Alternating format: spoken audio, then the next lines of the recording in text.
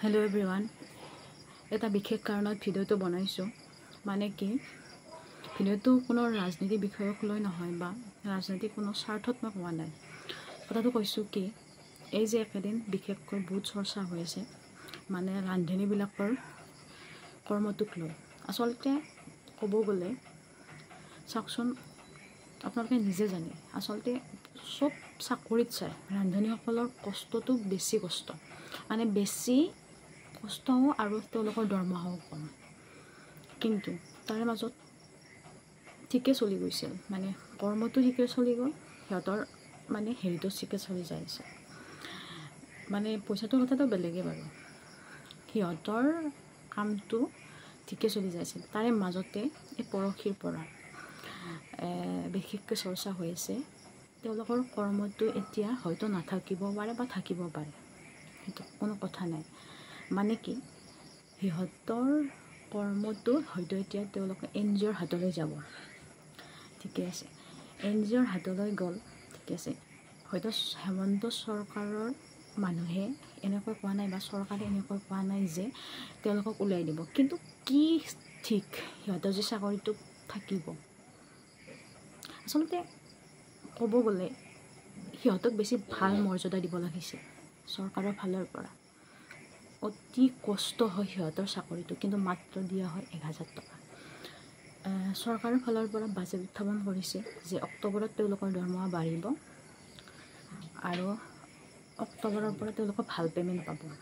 কিন্তু কি হ'ল, পে'মেণ্টটোতো ঠিকেই আছে বাৰু, এতিয়া হয়তো তেওঁলোকৰ চাকৰিটো যাব পাৰে। NGOৰ হাতলৈ গ'ল, কি বাই চান্স সিহঁতে যে চাকৰিটো থাকিব কি গেৰাণ্টি আছে আপোনালোকে কওকচোন। এনে যে কিবা কিবি কৰ্ম কৰি আছে সেইবিলাকত চাই সিহঁতক ভাল এটা এমাউণ্ট নিদিয়ে কিয় চৰকাৰৰ ফালৰ পৰা। মই BJPক ভাল পাইছিলোঁ, কিন্তু এই ক্ষেত্ৰত মই বহুত বেয়া পোৱা যেন অনুভৱ কৰিছোঁ। কাৰণ কিয়, আজি মোৰ মাৰ কথাই কওঁ। মোৰ মাজনী ৰান্ধনী, মোৰ দেউতা নাই। মোৰ মায়ে 20 বছৰে কষ্ট কৰিলে এই ৰান্ধনী কামটোত, কিন্তু কি হ'ল, এটা ভাল এমাউণ্ট নাপালে, সেই 1000 টকাই। কিন্তু হয়তো এটা চৰকাৰে উত্থাপন কৰিছিল যে বাজেটত যে অক্টোবৰ মাহৰ পৰা তেওঁলোকে এটা ভাল পে'মেণ্ট পাব, মানে 6000 টকাকৈ দিব। কিন্তু এতিয়া কি হ'ল, পৰহিৰ ঘটনাটোক লৈ তেওঁলোকৰ বেছি মনটো চিন্তিত কৰি তুলিছে, আমাৰ চাকৰিটো থাকিব নে যাব। আৰু এইখিনি দেখোন কি সুৰক্ষা আছে, সিহঁতে ৰান্ধি বাঢ়ি লৈ আহিব, ছোৱালীবিলাকক দিব, বালা ধূলা দেখোন গাড়ীতে পৰে আচলতে ক'ব গ'লে। কিন্তু কি ভাল সুৰক্ষা দিলে চৰকাৰখনে, ভাল কাম কৰা নাই এইবিলাক। আচলতে সকলো চাকৰিৰ ভিতৰত এই চাকৰিটো বেছি কষ্ট, কিন্তু এমাউণ্টটো ঠিকমতে নাপায়। আচলতে বহুত দৰিদ্ৰ পৰিয়ালৰ হওক বা বেছি কষ্ট কৰা বা বেছি দুখীয়া মানুহবিলাকে এই চাকৰিটো কৰে, কিবা এটা কৰি মেলি খাই থাকিম বুলি। কিন্তু কি আচলতে তেওঁলোকে সেইখিনি মৰ্যাদা দিব নোৱাৰে নেকি চৰকাৰখনে।